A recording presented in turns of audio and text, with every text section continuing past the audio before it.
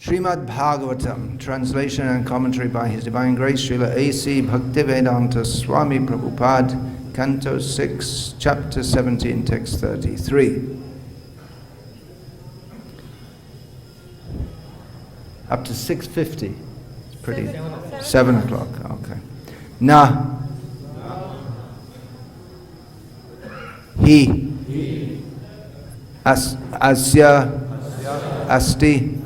Priyaha. Kaschit. Na. Apriyaha. Svaha. Paraha. Api. Va. Atmatvat. Sarva Bhutanam Sarva Bhuta Priyaha Harihi Nahyasyasti Priya Kaschin Na Priya Sva Paropiva Atmatvat sarva bhutanam sarva bhuta priyo harihi Nahyasyasti priya kaschin Na priya sva paropiva Atmatvat sarva bhutanam sarva bhuta priyo harihi Na, not he, indeed, asya, of the Lord, asti, there is, priyaha, very dear, kaschit, anyone, na, nor, apriyaha, not dear, svaha, own, paraha, other, api, even, va, or, atmatvat, due to being the soul of the soul, sarva bhutanam, of all living entities, sarva bhuta, to all living entities, priyaha, very, very dear, harihi, Lord Hari. Translation: He, this is referring to the Supreme Personality of Godhead, He holds no one as very dear and no one as inimical. He has no one for his own relative and no one is alien to Him. He is actually the soul of all living entities. Thus He is the auspicious friend of all living beings and is very near and dear to all of them. Purport: the Supreme Personality of Godhead in His second feature is the super soul of all living entities. As oneself is extremely dear, the super self of the self is still more dear. No one can be the enemy of the friendly super self who is equal to everyone. Relationships of dearness or enmity between the Supreme Lord and the living beings are due to the intervention of the illusory energy. Because the three modes of material nature intervene between the Lord and the living beings, these different relationships appear. Actually, the living entity in his pure condition is always very near and dear to the Lord, and the Lord is dear to him. There is no question of partiality or enmity. Om Jnana Timirandhasya Jnananjana Shalakaya Chakshurin Militam Yena Tasmai Shri Gurave Namaha. Nama Shreshtham Nanamapi Shachiputram Atra Surupam Rupam Tasyagrajam Urupurim Mathurim Goshtavatim Radha Kundam Girivaramaho Radhika Madhavasham Prapto Yasya Prathita Kripaya Shri Gurum Tam Natosmi. Vandeham Shri Guru Shri Ataf Parakamalam Shri Gurun Vaishnavanscha Shri Rupam Sagrajatam Sahagana Raghunatan Vitam Tam Sajivam Sadvaitam Savadhutam Parijana Sahitam Krishna Chaitanya Devam Shri Radha Krishna Pada Sahagana Lalita Shri Vishakha Vitam Scha Hare Krishna Krishna Krishna Hare Hare Hare Rama Rama Rama Hare Hare.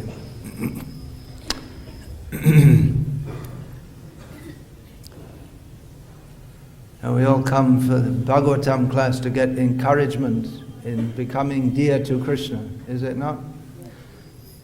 Well, how about this one? Krishna holds no one as very dear.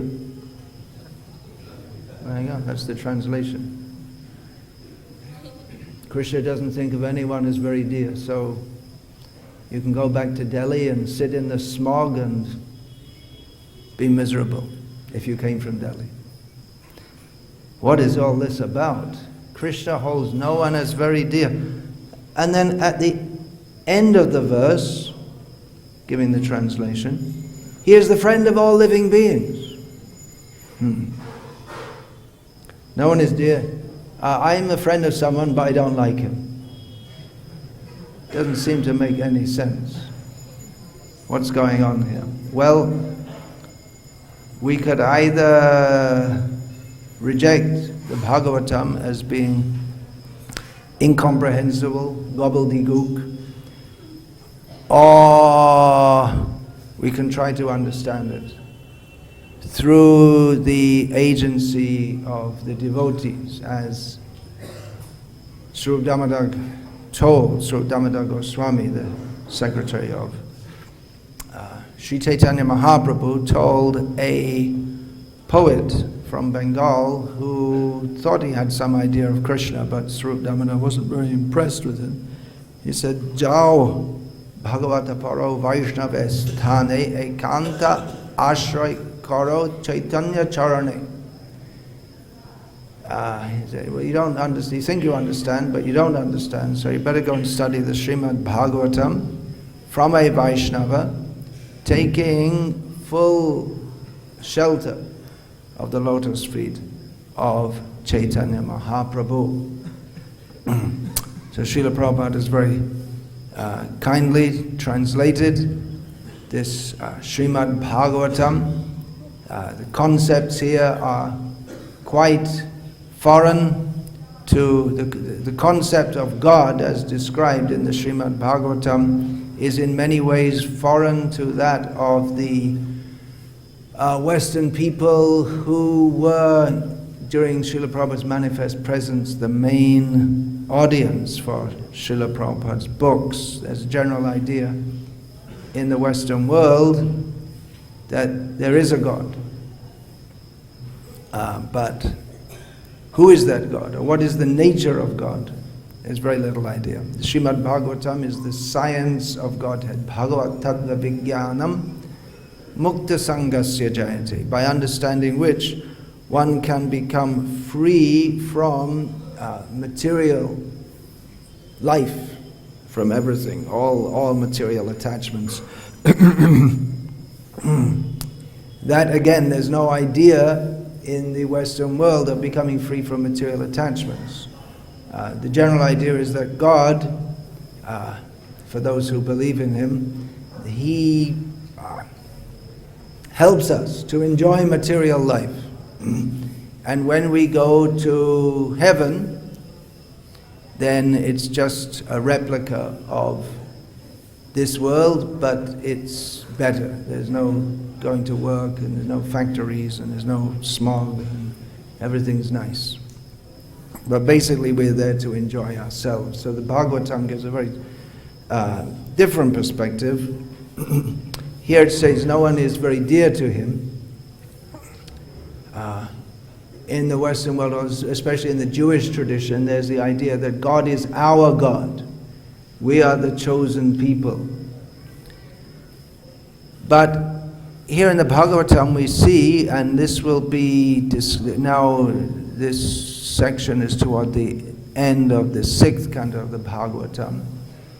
And Parikshit Maharaj will raise the question, which is recorded at the beginning of the 7th canto of Bhagavatam, that it doesn't seem that the Supreme Lord is actually equal to everyone, because he favors the demigods and he disfavors the demons. So how can it be that he is equal to everyone?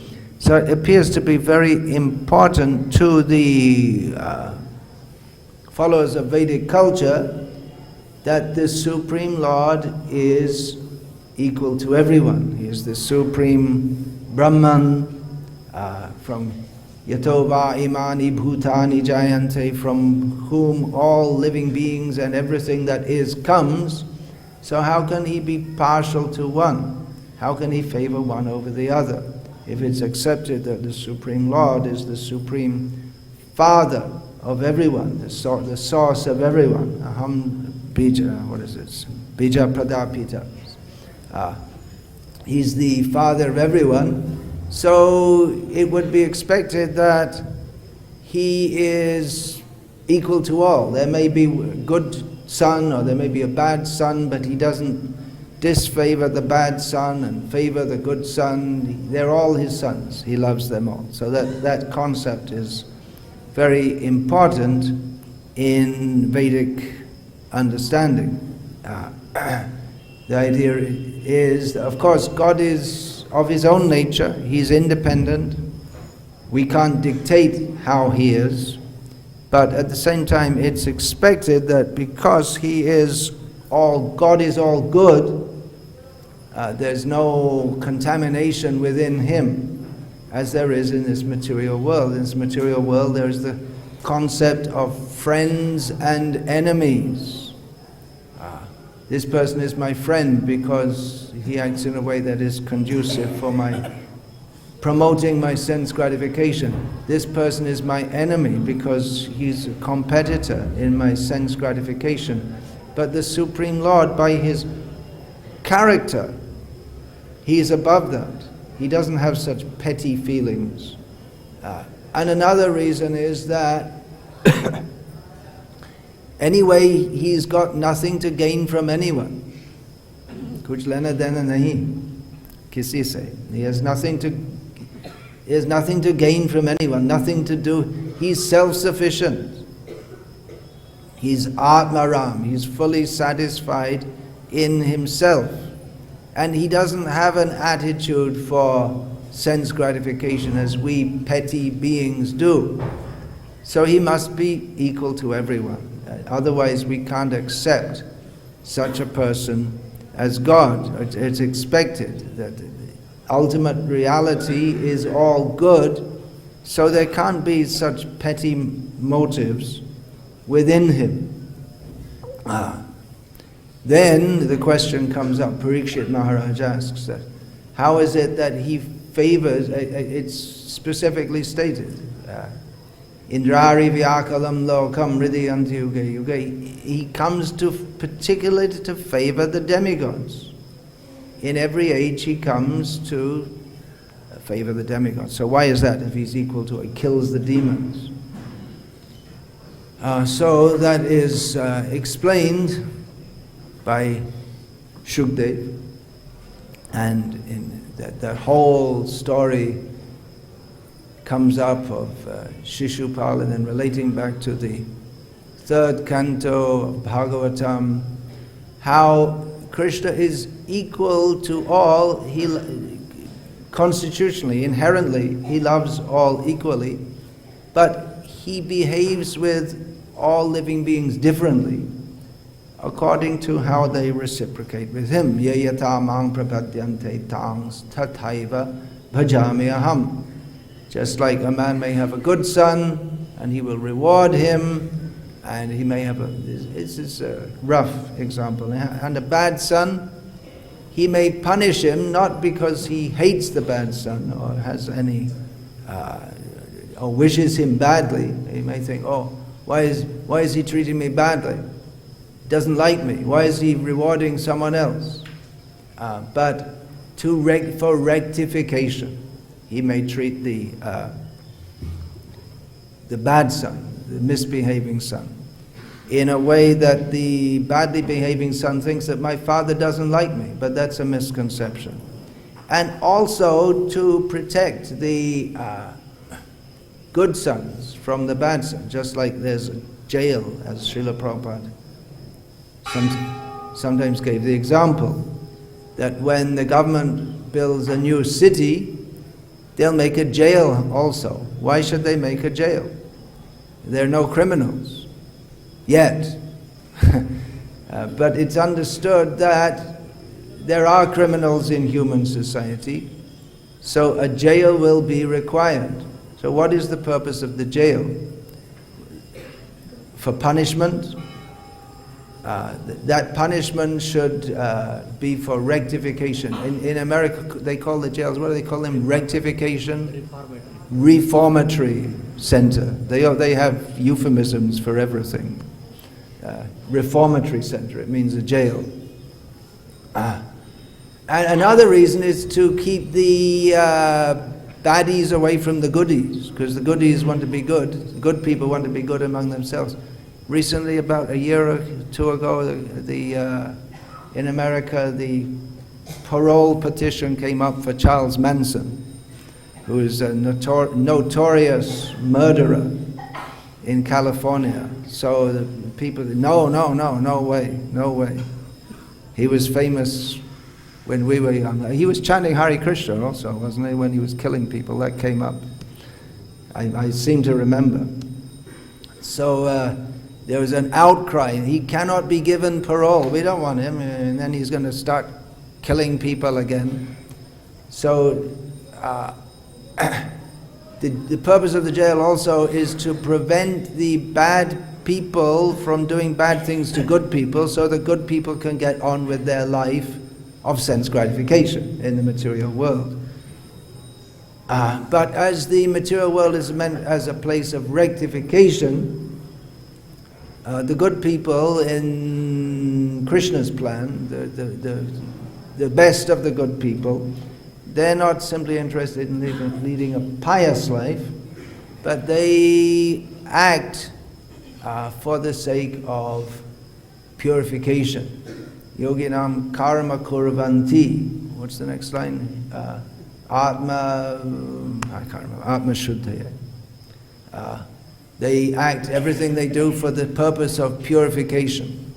So, but if there are bad people around, it becomes very difficult. In the 7th canto, we also have the narration of Hiranyakashipu, who told all his cohorts, go out and kill all the people who are performing yajnas and reciting the Vedas, kill them all. And then Vishnu, the demigods, they receive offerings from all the good people, and Vishnu is the heart of all the good people, so Vishnu will be killed if we killed all the, he'll be weakened if we kill all the good people. So if there are despots like Hiranyakashipu ruling, then there can be no peace in society for people to prosecute activities of purification. Understanding that this material world is not meant for our own satisfaction, but we are here in the jail to be reformed, so those who take up the reformatory process, which begins with varnashram dharma, then they will be disturbed by demoniac people. So demoniac people should be curbed. And therefore Krishna kills demons like Shishupal or punishes them through his external energy in various ways, so that they don't disturb the people who are interested in self-realization. He also benefits the demons who he kills by, it could be called a benefit, it depends on how you see it. From the point of view of those who want to get free from materialistic entrapment, and just to get free from it with no sense of with no sense of service to Krishna, then they get put in the fridge, and put in the freezer and forgotten. That's called Brahman realization. They put in the freezer and you come back 20 years later, oh, I forgot about that. So it's not 20 years, it's for a very, very long time. So the demons get put away. Okay, just go and chill out in impersonal Brahman. So that's considered a benediction for them. Otherwise, they were, by performing so many sinful activities, they have to suffer terribly. And then again, when they come to the human form of life, again they'll have that demoniac nature. It's not been purified. And again they'll perform sinful activities which disturb the world and cause them to be again incarcerated in hell. So it's Krishna's mercy to them because they act in such a way that is detrimental to themselves and to others. The nature of a demon, Bhakti Vikasa Thakur used the term, apaswartha parayana. They're very much attached to that which is opposite to their own self-interest. That doesn't make any sense, does it? If you act in a manner which is detrimental to yourself. Of course, if you do so for the benefit of others, that's glorious. But acting for the benefit of others, that's not against one's... From the materialistic point of view, if a person has a lot of money and gives it all away in charity, that's a stupid thing to do, because then he can't enjoy himself with all that money. But from an ethical point of view, it's a very good thing to do, to help people who have less opportunity to enjoy this material world than oneself. Let everyone be happy in Maya like me. So that instead of myself enjoying all the money, let others enjoy it also. But one who has a materialistic outlook, that I want, Ishvaroham Maham Bhogi, I want to control this place, I want to enjoy it. That very mentality is against his self-interest. This materialistic people, they cannot understand. It seems to them just natural that everyone should try to enjoy themselves. Why do you need to believe in God? Just enjoy yourself. Eat, sleep, drink, be merry and enjoy, for tomorrow we shall all be dead. Or those who are religious. Practically there's, in one sense, there's not much difference between those who are religious and those who are irreligious. They both want to enjoy themselves. But one party says, well, there's no need to believe in God, we can just enjoy ourselves without any God. And another party says, no, you have to believe in God, and then God will protect you and help you to enjoy this material world.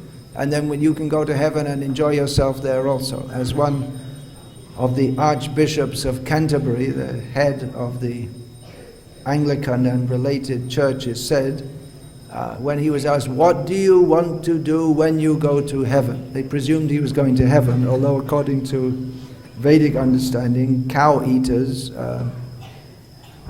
they don't go to heaven, at least not very soon. They're generally heading in the opposite direction. So he said, well, for the first 100 years I'll glorify God, and then for the rest of eternity I will enjoy myself. It's a materialistic, thanks a lot, God. 100 years, I'm going to praise you for 100 years, that's a long time. But then the rest of eternity, I'll enjoy myself. Grace of God. I might offer him a candle every Christmas, something like that. But basically I'll be enjoying myself. Very, very different understanding to that given here in the Bhagavatam. That we are not the enjoyers. It's against our own self-interest to think that we are the enjoyers. Krishna is the enjoyer of everything. Slave mentality. We are meant for his pleasure. Not that he is meant for our pleasure. But his nature is so kind that he gives himself. He's a very nice person, actually, even though it says here, he holds no one as very dear. That's philosophical outlook that he doesn't favor anyone over anyone else. Of course, this brings to mind the Gita verse, Samoham sarva bhuteshu name dveshosti na priyaha. That Krishna says, I'm equal to everyone. I don't hate anyone. I don't love anyone. But of course, before this, Krishna has said to Arjuna, Bhaktosi me sakha cheti rahasyam hi etad uttama. You are my devotee and my friend, and therefore I'm speaking this mystery to you. And then he says, well, actually, I don't hold anyone very dear. So, actually, you're not very dear. It's just like you may consider a man and a wife, they're living very nicely together, you can imagine. And after years and years, the man says, actually, I don't love you. As Krishna said to Rukmini, and she became devastated. I thought you loved me. You don't love me. So, what is the meaning here? Well, that comes in the next line. Ye bhajanti tumam bhaktya maite teshu chapyaham. But if someone approaches me in love, Krishna reciprocates. So, as the acharyas have explained, and Srila Prabhupada echoes that here, that in the first line, the first line of this Gita verse, is the Paramatma, speaks Krishna's Paramatma, the Upadrashtanumanta cha. He is the witness of everything. And he allows, okay, you did so many pious activities, okay, you go and dance in heaven with the Apsaras for so many years, and you did sinful activities, okay, you go and see my devotee Yamaraj, she's down there. Yeah. So he apportions everyone their deserved results as the Supersoul. Srila Prabhupada writes here in the purport, the Supreme Personality of Godhead in his second feature is the Supersoul of all living entities. So he acts as a neutral judge. He's a judge. To be a judge, he has to be neutral. So if his best friend comes in the dock accused of some wrong activity, then he still has to, if he's guilty, then he has to punish him. That's why in such a case, the judge is supposed to recuse himself. That means he says, I can't judge this case because this happens to be my best friend. And then another judge comes. But in Krishna's case, there's no one to replace it. So, what does he do? Well, he's partial to his devotees. That's what he does. Apichet sudaracharo bhajate mamananyapa. That verse comes just after. Sadhureva samantavya. He did that.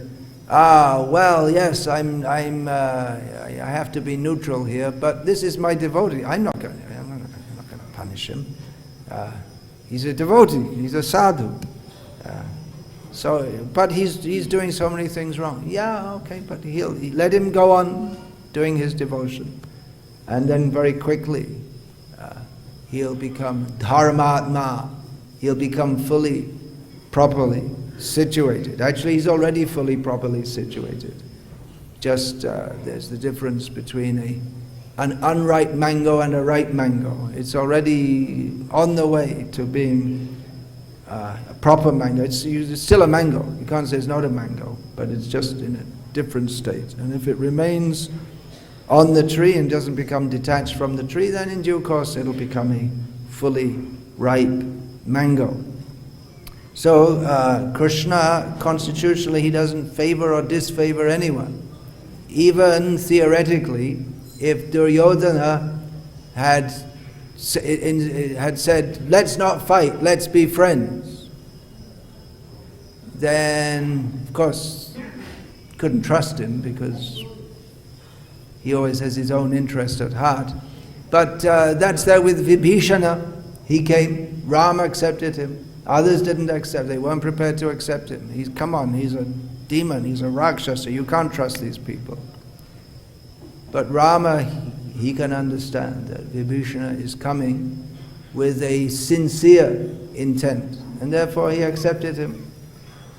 Even though just by being with Ravana, just by that association, one would generally be considered sinful. But because he came to Ram with full intent and fully surrendered, then Ram completely accepted him.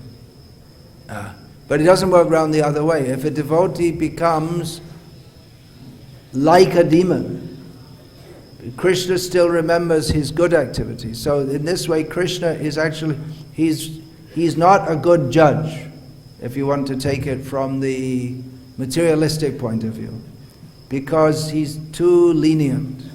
If someone's a demon and then he even once, Mame Kam Sharanam Raja, surrenders to Krishna, okay, clear out all the bad sin, all the sinful activity. Just like at the beginning of this kanda, we have Ajamil. The Yamadutas,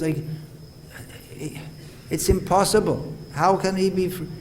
He chanted the name of Narayan once, okay, but he raped, he murdered, he cheated, he lied, he stole. What didn't he do wrong? But he chanted Narayan. Yeah, but they couldn't work it out. It doesn't seem to make any sense. But on the other hand, if someone is a fully committed devotee and he does something suduracha, he does something very bad, then still Krishna sees the good side. Srila Prabhupada gave the example of Putana. In her previous life, she had some sentiment toward Vamanadev as the sister of Bali Maharaj. It was, you could say, a mundane sentiment. She wasn't cultivating spiritual life or Krishna consciousness in the slightest. She was a demon. See, women can be demons too. It's equal opportunities for all.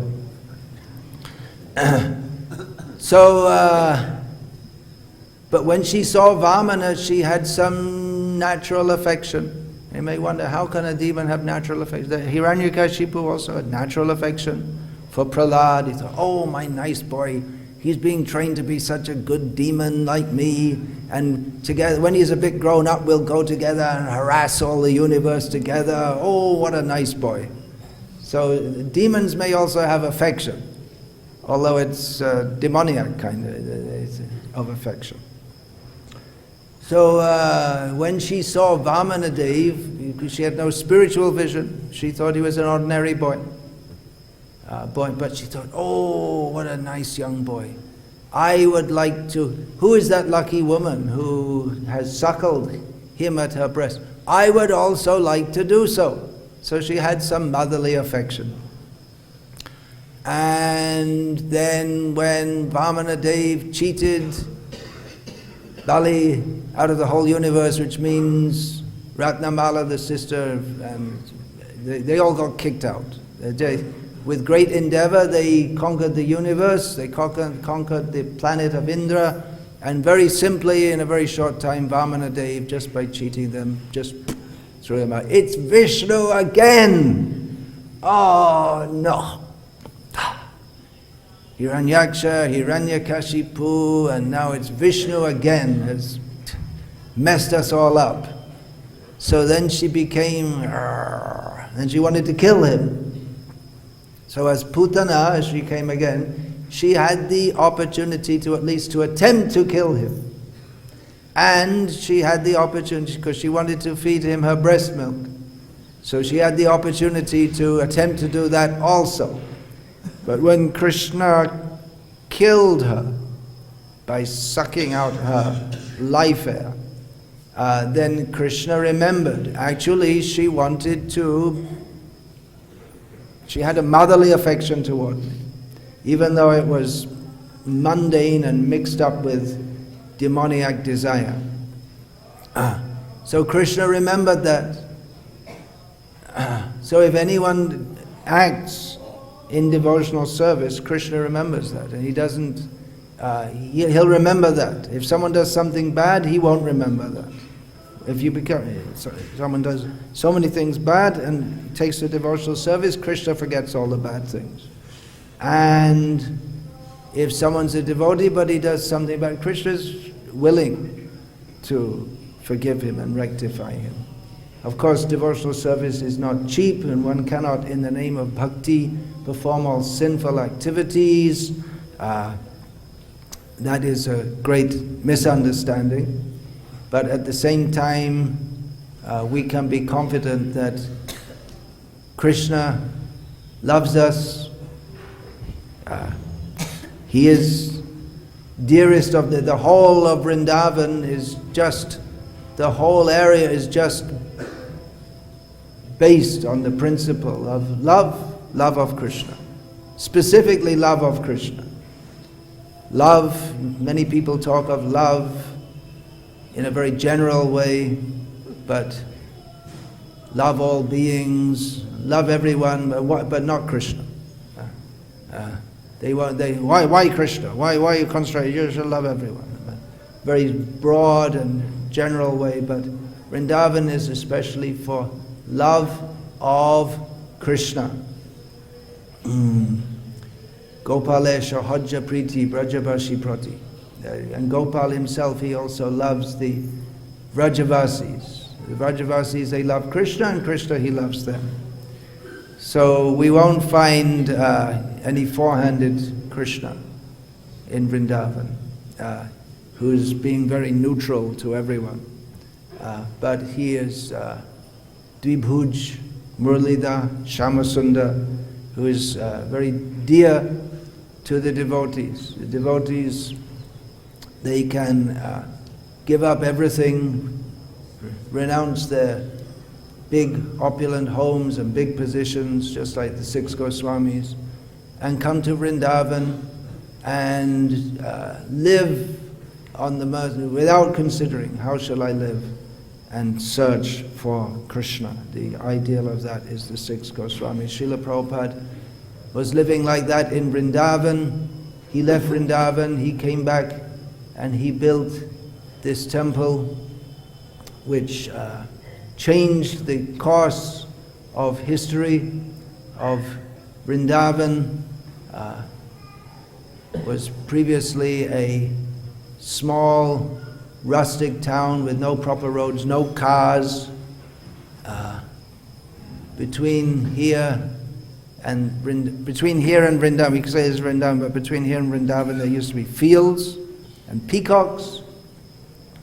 Srila Prabhupada changed all that and made Vrindavan known all over the world. People all over the world come here because Srila Prabhupada had a desire that all the people of the world can share in Krishna's love, which is fully manifested here in Vrindavan, if we have the eyes to see it, if we have the heart to feel it. And that is possible by Bishoy Charya Kobe Shuddha Hobe Man Kobe Hamaherebo Sri Vrindavan. One who has given up the attitude of trying to enjoy this material world, he can actually see and appreciate Vrindavan. Hare Krishna. So 6 minutes left. If there are any comments or questions, can please state them now. Is there another mic, cordless mic? If not, you can just speak loud. You have a good strong voice most of the time. Okay, please say it and I'll repeat it. Srila Prabhupada said in the second canto that the devotee's business is to earn the favor of the Lord. In the second canto of Bhagavatam, in one purport, Srila Prabhupada's right said, the devotee's business is to earn the favor of the Lord.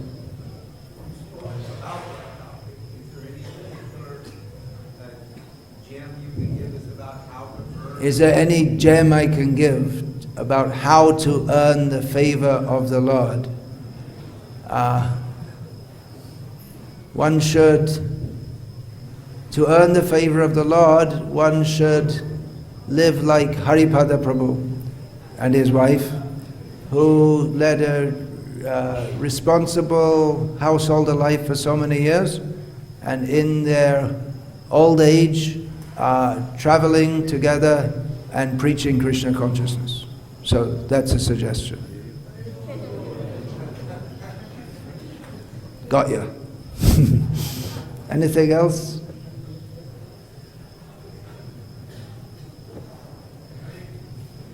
Hare Krishna. Any other question? There is. I can't see her. Okay. Please speak loudly. The demons are killed by Krishna. Some of them. You have to be a really bad demon and be in the right place at the right time to get killed by Krishna. Most of them don't get killed by Krishna directly. So when Krishna gives them the liberation, they merge into this transcendental Brahma. So they become absorbed in all the karmas. Right? They become absorbed in? Of all the karmas. They become absorbed in the karma? No, they're... Absolved. Absolved. All karmas become absorbed. Yeah. So, in one sense, they become eternally condemned. What do you mean? Because they go to the impersonal Brahman? Yeah, in one sense they become eternally condemned. That's stated in one verse which is quoted in the Chaitanya Charitamrita, that the attainment of impersonal liberation is the same as what the demons get for being killed. It's not a... As Srila Prabhupada wrote when he was asked about does the jiva fall from the Brahma Jyoti or from the spiritual world, Prabhupada said the Brahma Jyoti is already a fallen condition. Beautiful. So that means, but our understanding of Krishna's mercy, because the whole class is about Krishna's mercy. So if they become eternally condemned. Well, it's not eternal. Brahma Jyoti means it's like eternal, but not completely eternal, because they go and, what is that? Aruhya kritrena parang patang tata patantya dhonadrita yoshvadanga yenya irvindaksha vimuktamanina. People who think they're liberated and they go to the impersonal Brahman, they fall down again because of neglecting to worship Krishna's lotus feet. So eventually they can come out of refrigeration. But that is mercy of Krishna. Krishna's mercy is always there, always the factor, always the main factor in our relationship with Him.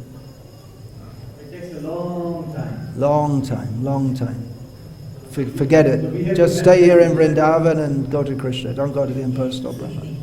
Not recommended. If you are thinking about it, forget it. Chant Hare Krishna and go to Krishna. Yeah. Quick. Ask quickly. I'm just getting the thought. Can I share? This is regarding. Yeah, go on. Quick. It's like in the verse the Lord says, I don't favor anyone and I am not envious of anyone. So in Bhagavatam, Srila Prabhupada writes that the Lord says, I maintain my existence because the devotee is there and because of the devotee's love for me. So it is not like we see in the case of Yashoda, how Yashoda binds Krishna. So it is not that Krishna is partial to Yashoda, but Krishna is so much inclined to the mood of the devotees that he is enchanted. So he's not saying that I favor Yashoda and Radha. He says, I am so much brought by the devotion of the devotees, which anyone can have. Well, no one's going to become Yashoda. Yashoda is Yashoda. But one can become a follower of Yashoda. Yeah, the devotion. Anyone can have a great devotion and he is inclined to that. Not a person particularly. What is that? Yeah, one can become a devotee of Yashoda. That's better than being a devotee of Krishna. That's another whole topic.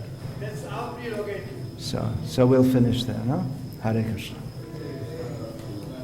Srila Prabhupada ki jai. Hare Krishna.